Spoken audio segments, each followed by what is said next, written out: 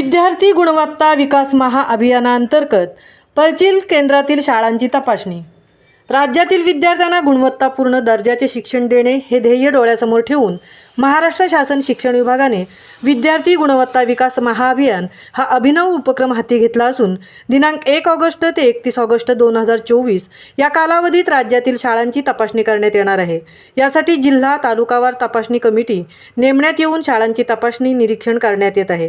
याच अनुषंगाने पोलादपूर पंचायत समिती शिक्षण विभागाच्या शालेय पोषण आहार अधीक्षक रंजना जाधव व कोंढवी केंद्र प्रमुख राजेश सुर्वे यांच्या टीमने पळचिल केंद्रातील सर्व शाळांची तपासणी सोमवार रोजी केली आहे। यामध्ये रायगड जिल्हा परिषद प्राथमिक शाळा पळचिल, गोलदारा कातळी बंगला या शाळांची तपासणी निरीक्षण करण्यात आले आहे।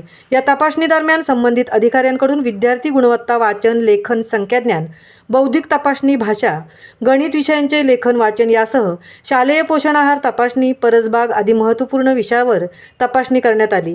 दरम्यान स्वर्गीय Shantaram Shankar Jadhav new English school पळचिल विद्यालयात विद्यार्थी तपासणीसह शालेय पोषण आहार तपासून उत्कृष्ट नियोजन असल्याबाबत पोषण आहार अधीक्षक रंजना जाधव यांनी समाधान व्यक्त केले आहे। यावेळी केंद्र प्रमुख सुदाम राणे, मुख्याध्यापक संजय जयतपाळ, श्री थोरात व सर्व शिक्षक शिक्षकेतर कर्मचारी उपस्थित होते। महामुंबईसह धनराज गोपाळ, पोलादपूर।